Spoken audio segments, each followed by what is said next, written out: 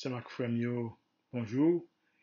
Et c'est toujours frère ou, ami ou, frère Jean-Wilner Sainte-Rose qui avec vous matin, jeudi 22 octobre 2020, pour nous capables d'étudier ensemble le son. Pas oublier que le son nous gagné pour semaine là, titre là, pour semaine là, c'est les yeux du Seigneur, la vision biblique du monde. Mais jeudi nous allons étudier la loi de Dieu. C'est un sujet assez intéressant. Eh bien, avant que nous commencions le leçon ça, qui va être basé sur la loi de Dieu, eh bien, nous fait un très coup de prière.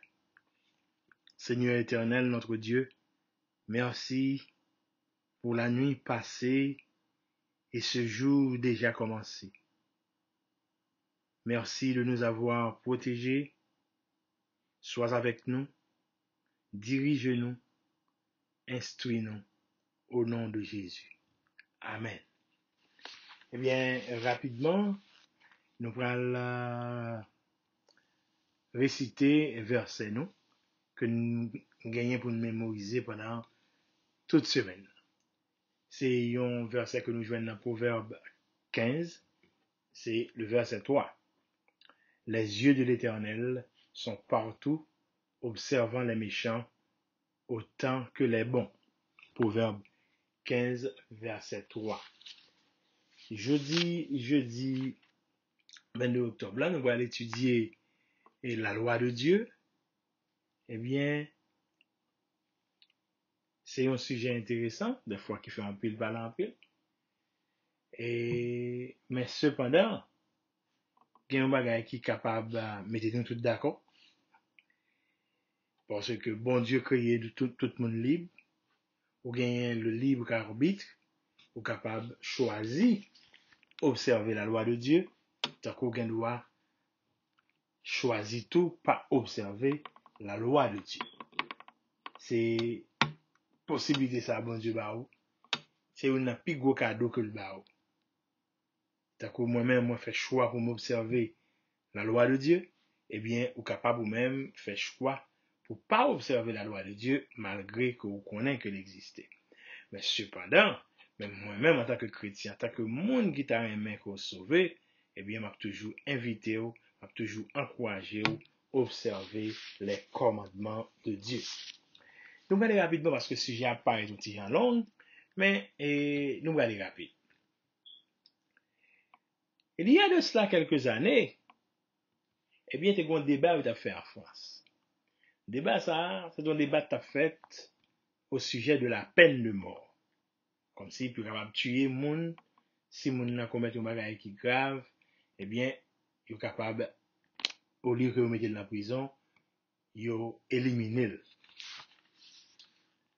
Je te voulais connaître est-ce que vous devez abolir ou bien non. Mais on connaît dans toute société, on voit des moun qui d'accord avec des moun qui pas d'accord. Il y a des gens qui disent oui, l'abolition de la peine de mort, nous devons faire. Il y a des gens qui disent non, il faut nous quitter. Eh bien, ça vient faire un débat. Mais, on connaît chaque partisan abolition, partisan moun qui compte abolition de la peine de mort, eh bien, il y a pour renforcer au chaque jour plus. Eh bien, il y a un philosophe français qui est Michel Foucault. Eh bien, qui ça va le passer? Eh bien, partisan abolition, parce que Michel Foucault lui-même, c'était un partisan de l'abolition de la peine de mort. Eh bien, partisan ça yo, qui, en pile l'autre partisan, eh bien, joignent à monsieur, yo mande monsieur, pour monsieur, signer un éditorial pour yo, écrire un éditorial pour yo, eh bien, pour yo capable parler de la peine de mort pour montrer que voilà, faut qu'il retire bagay ça, vous comprenez, faut qu'il abolit. Eh bien, qui ça va le passer? Eh bien, Michel Foucault pas contenté seulement pour lui défendre l'abolition de la peine de mort, eh bien, monsieur, ça le fait, eh bien, il même demandé puis abolir tout système carcéral là, et puis yo libérer tout prisonnier. Et ça, monsieur demandé. Mon autre bataille pour pas gagner peine de mort encore, mais monsieur lui-même il demandait plus que ça. Monsieur demandé pour yo non seulement pour yo abolir la peine de mort, mais faut yo fermer toute prison, laguer tout prisonnier, quel que soit ça le fait. Eh bien, pour qui ça? Eh bien, pour philosophe ça, tout système de moralité ça yo que les hommes mettaient, eh bien, c'est pour défendre propre intérêt. C'est pour capable de contrôler mon pi bien, c'est à faire à régler. Parce que, en gros, système carcéral que gagne, eh bien, son système qui est au service de nèg qui gagne pouvoir. Et ceci sont bagage gagne presque dans tout le pays. Eh bien, pour Michel Foucault, eh bien, code ça yo pas gain rien de légitimité réelle là-dedans.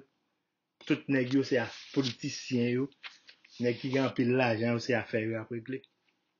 Eh bien, en plus mon capitaine de là quand que monsieur est allé à l'extrême, quand on va aller libérer tout prisonnier, mettez tout prisonnier dehors, ouais qui quantité et bandit te pral la guerre dans la rue là, c'est que mon yo t'a pas exposé.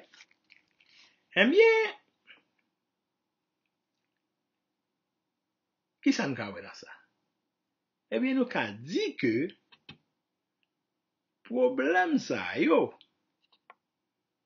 que monsieur t'ai posé, hein, eh bien, il y a une conséquence logique là-dedans. Conséquence logique d'un problème qui n'est pas tellement nouveau. C'est que le problème, ça a existé depuis longtemps. Parce que Moïse, il y a de cela quelques années, a abordé le même problème ça. Si nous prenons Deutéronome 12, verset 8, nous voyons côté Moïse a parlé avec le peuple là. Qui ça le dit? Il dit, vous n'agirez pas comme nous le faisons maintenant, où chacun fait ce qui lui semble bon. Puisque le peuple a été pour l'aller dans la terre, ça que bon Dieu a préparé pour lui, eh bien Moïse dit, nous façon à pas agir là, nous pas qu'à agir comme ça, non, nous pas qu'à continuer à pas agir comme ça, non, là, nous arriver dans la terre promise là. Même j'en ai fait journée jeudi, à côté tout le monde fait ça, vous voulez. Tout ça qui semblait bon pour yo, yo fait. Yo pas bien comme si ça a dérangé personne, yo fait. Eh bien, mode comportement ça, faut que nous quittions le depuis côté ni là. Le vent roche met-il. Eh bien, mon bagay nous a dit, si nous pas doué faire seulement bagay qui semblait bon pour nous, ça veut dire, bagay la semblait bon pour nous, nous fait li ka déranger l'autre monde, ça veut dire qui ça? Ça veut dire, nous pas des monde qui juste, nous pas des saints, nous ka fait erreur. Eh bien, pour nous capable connaître bagay qui moralement correct, qui ça nous fait? Qui ça cap montrer nous que yon bagay li correct puisque nous-mêmes nous pas des monde qui a fait totalement confiance dans la décision que nous prend. Eh bien, comment on fait connaître yon bagay qui correct? La réponse est simple.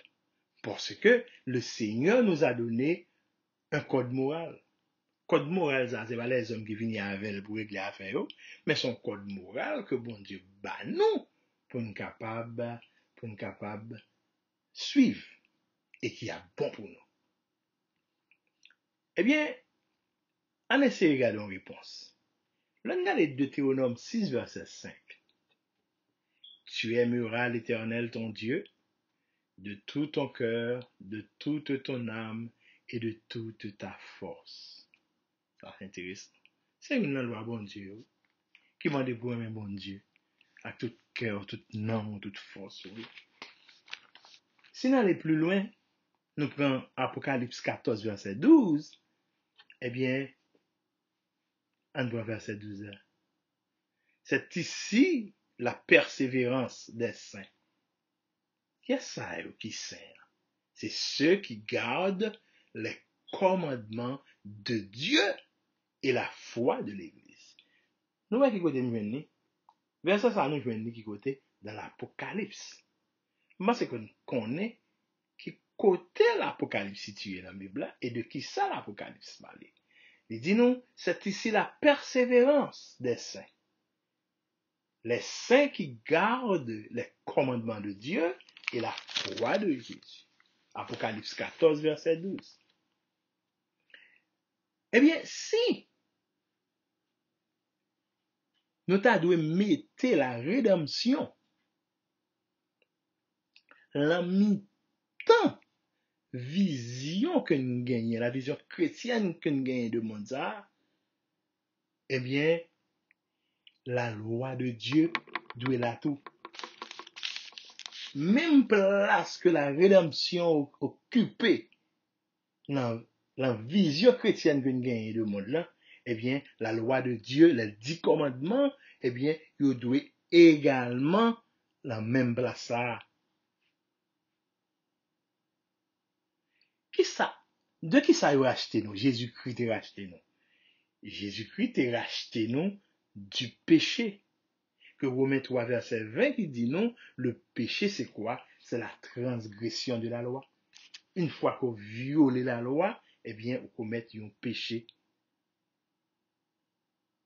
C'est que, faut nous dire non, que l'évangile que nous avons prêché à nous-mêmes, pas jamais sens si nous mettons la loi de Dieu de côté. Et c'est une raison qui fait que, pour nous-mêmes, nous considérer la loi de Dieu comme valable jusqu'à présent. Bien que la loi de Dieu n'a pas une capacité pour le sauver, non. Mais la loi de Dieu est restée toujours valable. Parce que c'est la loi de Dieu qui vous faut reconnaître comment on a marché. Nous avons Sœur Ellen White, dans un livre que l'écrit, c'est Le Grand Espoir, à la page 77, eh bien, bon côté, il parlait de l'immuabilité de la loi de Dieu.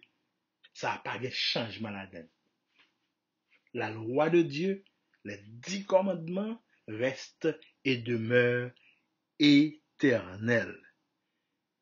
Nous, les adventistes, nous mettons en pile en phase sous ça nous est l'immuabilité de la loi de Dieu. Eh bien, la loi de Dieu, c'est quoi? C'est le code moral qui nous montre ce qui est véritablement juste aux yeux de Dieu. Appropriez ça pour nous, c'est très important. La loi de Dieu, les 10 commandements, est le code moral qui nous montre ce qui est véritablement juste aux yeux de Dieu. Pas aux yeux des hommes, mais aux yeux de Dieu. La loi de Dieu est le code moral qui nous montre ce qui est véritablement juste aux yeux de Dieu. Que la paix et la grâce de Dieu soient sur chacun de vous. Amen.